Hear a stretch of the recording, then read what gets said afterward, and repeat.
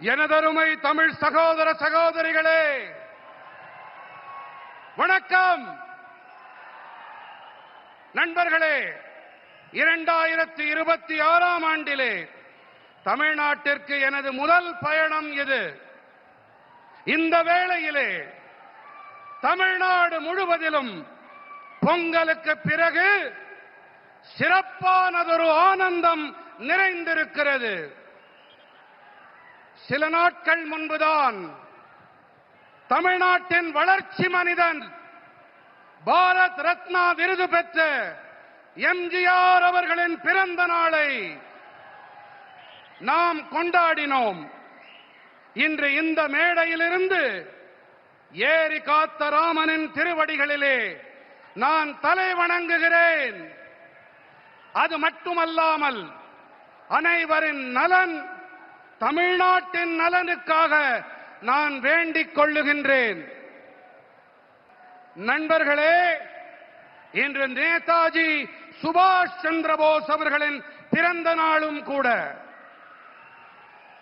தேசம் இந்த நாளை பராக்கிரம திருநாள் என்ற வகையிலே கொண்டாடி மகிழ்கின்றது. தமிழ்நாட்டின் பராக்கிரமம் நிறைந்த பல சுதந்திர போராட்ட தியாகிகள் நேதாஜியோடு தோள் சேர்த்து சுதந்திர போரிலே பங்கெடுத்தார்கள். வீரம் மற்றும் நாட்டுப்பற்று தமிழ்நாட்டு மக்களின் நாடி நரம்புகளிலே பெருக்கெடுத்து ஓடுகின்றது. இந்த புனிதமான மண்ணிலிருந்து நான் நேதாஜி சுபாஷுக்கு நினைவாஞ்சலிகளை காணிக்கையாக்குகின்றேன். நண்பர்களே, இங்கே அலை கடல் என மக்கள் வெள்ளம் திரண்டிருக்கிறது. இது ஒட்டுமொத்த தமிழ்நாட்டுக்கும் தேசம் அனைத்திற்கும் கூட ஒரு செய்தியை அளிக்கிறது. அது என்ன தகவல் தெரியுமா? தமிழ்நாடு இப்போது மாற்றத்திற்கு தயாராகிவிட்டது. தமிழ்நாடு இப்போது திமுகவின் மோசமான ஆட்சியிலிருந்து விடுபட துடிக்கிறது. தமிழ்நாடு இப்போது பிஜேபி என்டிஏவின் அரசினை விரும்புகிறது. இந்த மேடையை பாருங்கள் நண்பர்களே, இந்த காட்சியை பாருங்கள் நண்பர்களே. என்டிஏ குடும்பத்தின் நம்முடைய மூத்த தலைவர்கள் தமிழ்நாட்டின் எதிர்காலத்தை நிர்ணயிக்க குழுமியிருக்கின்றார்கள். இந்த நண்பர்கள் அனைவரும் ஒரே ஒரு முடிவோடு, ஒரே ஒரு உறுதிப்பாட்டோடு இங்கே இணைந்திருக்கின்றார்கள். அது என்ன உறுதிப்பாடு தெரியுமா? தமிழ்நாட்டை நாம் திமுக அரசிடமிருந்து விடுவிக்க வேண்டும் என்பதே அந்த உறுதிப்பாடு. நாம் தமிழ்நாட்டினை வளர்ச்சியடைந்த பாதுகாப்பான ஊழலற்ற மாநிலமாக மாற்ற வேண்டும். இதை என்னால் தெளிவாக காண முடிகின்றது. திமுக அரசாங்கத்தின் முடிவுரைக்கான கவுண்ட் டவுன் தொடங்கிவிட்டது. நான் என் உரையை மேலும் தொடர்வதற்கு முன்பாக, நெடுநேரமாக அங்கே ஒரு சிறுமி, ஒரு குழந்தை, என்னுடைய அம்மாவின் படம் என்று நினைக்கிறேன், அதை கையிலே ஏந்தி கொண்டு எனக்கு தர வேண்டும் என்று துடித்துக் கொண்டிருக்கிறது. குழந்தை, உன்னுடைய பெயர் அதில் இருந்தால் போதும், இதை நான் பெற்றுக்கொண்டு உனக்கு என்னுடைய நல்லாசி கடிதத்தை கண்டிப்பாக அனுப்புகின்றேன். என்னுடைய நண்பர்கள் அதை பெற்றுக்கொண்டு என்னிடம் தருமாறு கேட்டுக்கொள்ளுகிறேன். நன்றி பெண்ணே. அந்த குழந்தையின் பெயர், முகவரியை தயவு செய்து அதிலே குறித்துக் கொடுங்கள். தேங்க்யூ பேட்டா, தேங்க்யூ. நண்பர்களே, ஆட்சி செய்ய நீங்கள் திமுகவிற்கு 2 முறை வாய்ப்பளித்தீர்கள், தெளிவாக அதிகாரம் அளித்தீர்கள். ஆனால் அவர்கள் தமிழ்நாட்டு மக்களுக்கு நம்பிக்கை துரோகம் இழைத்து விட்டார்கள். வாக்குறுதிகளை அள்ளி தெளித்தது திமுக. ஆனால் ஆற்றிய பணிகள் என்னமோ பூஜ்யம்தான். திமுக அரசினை இப்போது மக்கள் சிஎம்சி அரசாங்கம் என்று அழைக்கின்றார்கள் தெரியுமா? சிஎம்சி அரசாங்கம் என்றால் கரப்ஷன், மாஃபியா மற்றும் கிரைம், அதாவது ஊழல், குற்றவாளி குழுக்கள், குற்றங்கள் ஆகியவற்றை ஆதரிக்கும் அரசாங்கம். தமிழ்நாட்டின் மக்கள் இப்போது திமுக மற்றும் சிஎம்சி இந்த இரண்டையுமே வேரடி மண்ணோடு கிள்ளி எறிய வேண்டும் என்று தீர்மானம் செய்து விட்டார்கள். இங்கே தமிழ்நாட்டிலே பிஜேபி என்டிஏவின் இரட்டை என்ஜின் அரசாங்கம் அமைவது உறுதியாகிவிட்டது. நண்பர்களே, இன்று தமிழ்நாட்டிலே எப்படிப்பட்ட அரசாங்கம் இருக்கிறது தெரியுமா? இங்கே ஜனநாயகம் இல்லை, நம்பகத்தன்மையும் இல்லை. திமுக அரசாங்கம் ஒரே ஒரு குடும்பத்திற்காகவே மட்டும் இங்கே இயங்கிக் கொண்டிருக்கிறது. நீங்கள் திமுகவிலே முன்னேற வேண்டும் என்று சொன்னால் அவர்களுக்கு ஆமாம் சாமி போட்டு ஆக வேண்டும். இங்கே 3-4 பாதைகள் மட்டுமே இருக்கின்றன. ஒன்று வம்சாவழி பாதை, அடுத்தது ஊழல் பாதை, மூன்றாவது பெண்களை வசைபாடுவது, நான்காவதாக நமது கலாச்சாரத்தை வசைபாடுவது.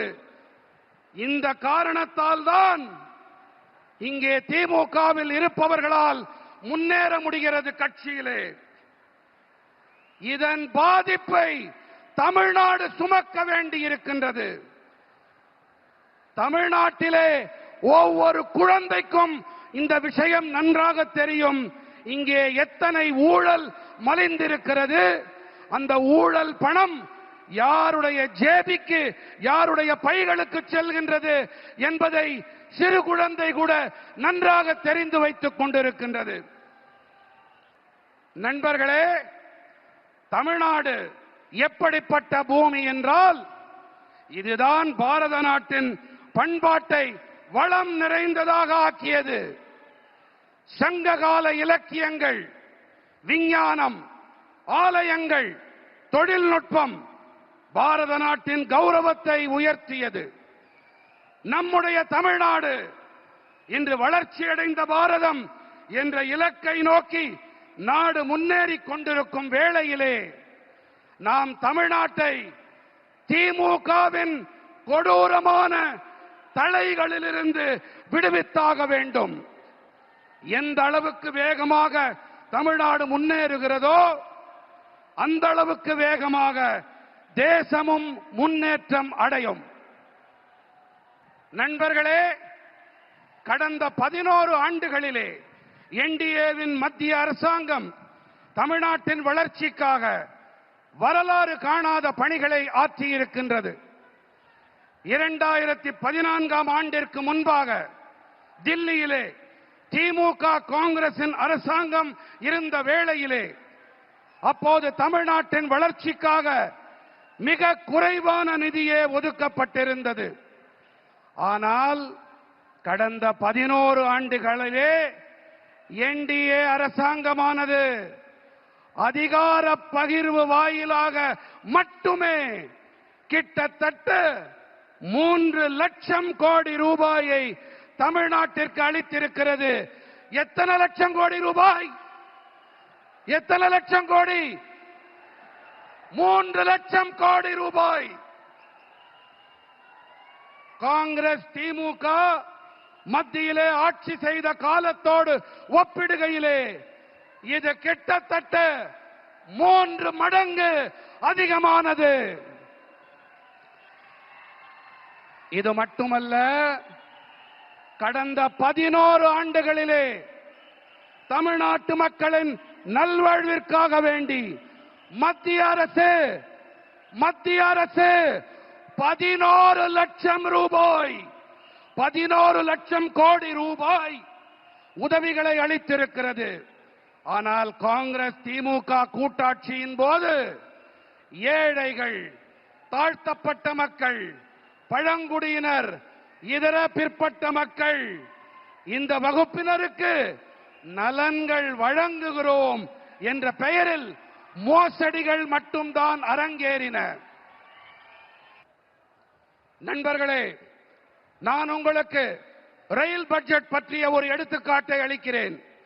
திமுக காங்கிரஸ் அரசாங்கம் ரயில் பட்ஜெட் என்ற வகையிலே தமிழ்நாட்டிற்கு அளித்த தொகையை விட என்டிஏ அரசாங்கம் 7 மடங்கு அதிக நிதியை தமிழ்நாட்டிற்கு அளித்து வருகிறது.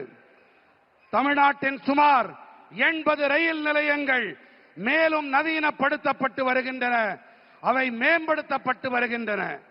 இங்கே வந்தே பாரத் போன்ற நவீனமான விரைவாக செல்லக்கூடிய இந்தியாவில் தயாரிக்கப்பட்ட ரயில்களையும் கூட என்டிஏ அரசாங்கம் தான் இயக்கி இருக்கின்றது. நண்பர்களே, தமிழ்நாட்டின் மிகப்பெரிய பலம் என்று சொன்னால் நமது விவசாயிகள், நமது மீனவர்கள் தான். பிஜேபி என்டிஏ மத்திய அரசாங்கத்தின் கொள்கைகள் காரணமாக தேசத்தின் விவசாயம் மற்றும் மீன்வளத்துறையிலே சாதனை படைக்கும் உற்பத்தி எட்டப்பட்டிருக்கிறது. ஏன் என்று சொன்னால் என்டிஏவின் மத்திய அரசாங்கம் விவசாயிகளுக்கும் மீனவர்களுக்கும் ஒவ்வொரு நிலையிலும் ஆதரவாக இருந்து வருவதுதான் இதற்கான காரணம். முன்னரெல்லாம் குறைவான விவசாயிகளிடம் மட்டுமே வங்கி கணக்குகள் இருந்தன. என்டிஏ அரசாங்கம் வங்கி கணக்குகளையும் திறந்து கொடுத்தது. அதோடு கூடவே பிரதம மந்திரி விவசாயிகள் கௌரவ கொடை போன்ற திட்டங்களையும் தொடங்கியது. இந்த திட்டத்தின்படி இப்போது வரை தேசத்தின் விவசாயிகளுக்கு கிட்டத்தட்ட 4 லட்சம் கோடி ரூபாய் கிடைத்திருக்கிறது. நண்பர்களே, பிஜேபி என்டிஏவின் மத்திய அரசாங்கம் பிரதம மந்திரி மீன்வள திட்டத்தை செயல்படுத்தி வருகின்றது. இதன்படி ஆழ்கடலுக்குள்ளே செல்லும் மீன்பிடி படகுகள் அளிக்கப்பட்டு வருகின்றன. மீனவர்களுக்கு 50,000 விவசாயிகள் கடன் அட்டை கொடுக்கப்பட்டிருக்கின்றன. என்டிஏ அரசாங்கம் சிறு விவசாயிகள் மற்றும் மீனவர்கள் கூட்டுறவு அமைப்புகளோடு இணைத்து வருகின்றது. என்டிஏ அரசாங்கம் விவசாயிகள் உற்பத்தியாளர்கள் சங்கங்கள், அதாவது எஃபிஓக்கள், அவை மீது அதிக அழுத்தம் அளித்து வருகின்றது. தமிழ்நாட்டிலே உணவு பதப்படுத்தல் துறையிலே அதிக வாய்ப்புகள் இருக்கின்றன. தமிழ்நாட்டின் விவசாயிகள் மற்றும் மீனவர்களின் உற்பத்தி பொருட்கள் உலக சந்தைகள் எங்கிலும் கொண்டு சேர்க்கப்பட பிஜேபி என்டிஏ அரசாங்கம் தொடர்ந்து கடுமையான முயற்சிகளை மேற்கொண்டு வருகின்றது.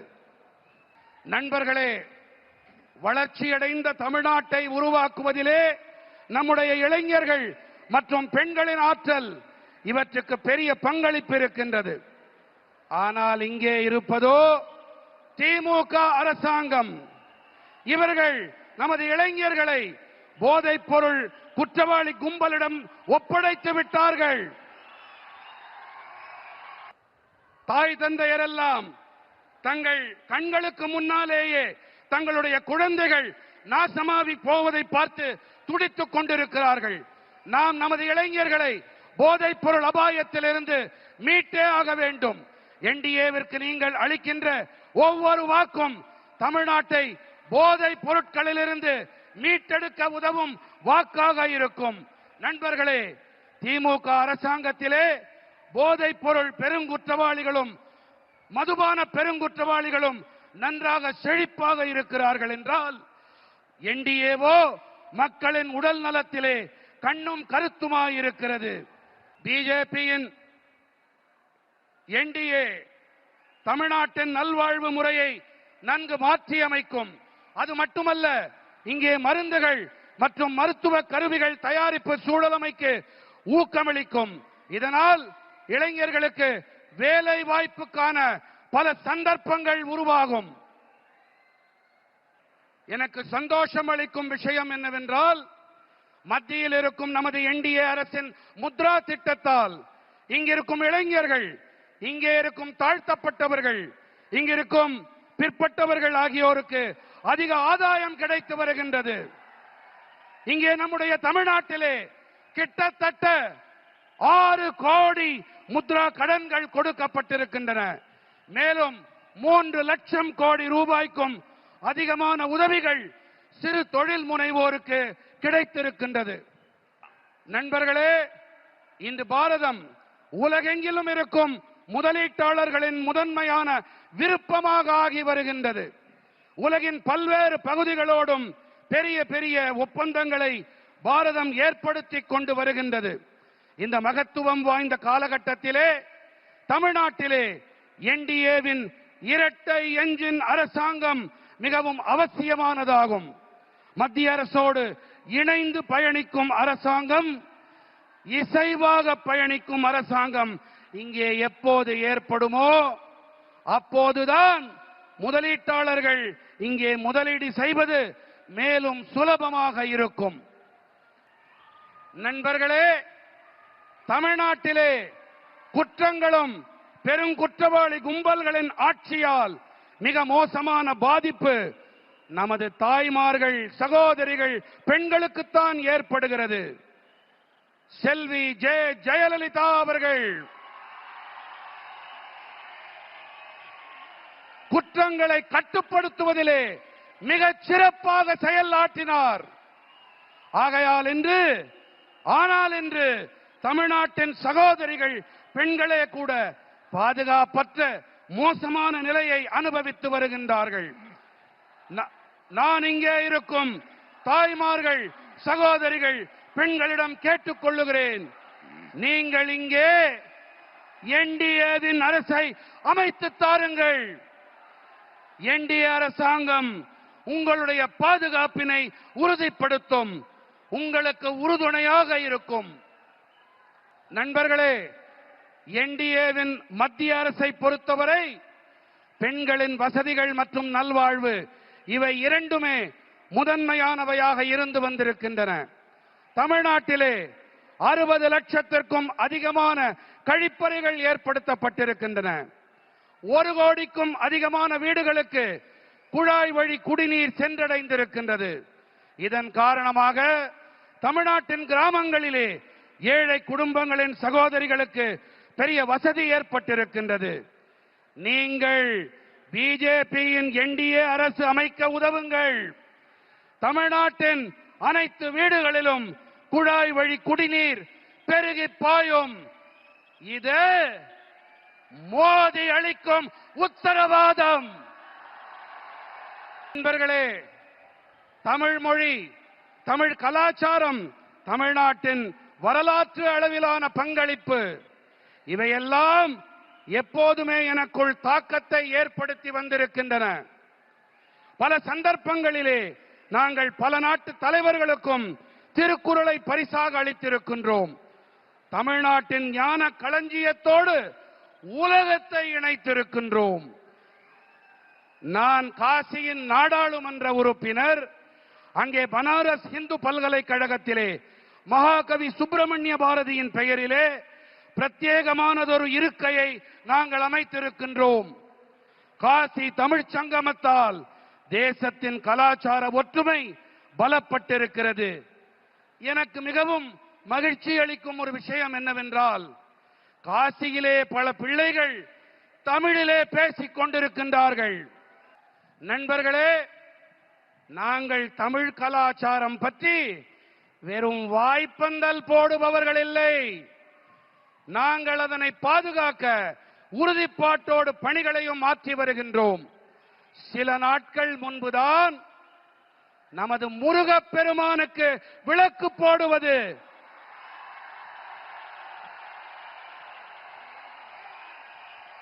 நமது முருகப்பெருமானுக்கு விளக்கு போடுவது விவாத பொருளாக்கப்பட்ட போது, அப்போது நமது தலைவர்கள் எல்லாம் பக்தர்களின் அதிகாரங்களுக்கும் உரிமைகளுக்கும் குரல் கொடுத்தார்கள்.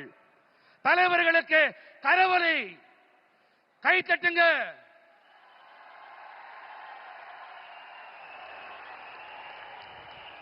ஆனால் நண்பர்களே, திமுகவும் அவர்களுடைய கூட்டாளிகளும் தங்களுடைய வாக்கு வங்கியை குஷிப்படுத்த நீதிமன்றங்களையும் கூட விட்டு வைக்கவில்லை, அவர்களையும் அவமானம் படுத்தினார்கள்.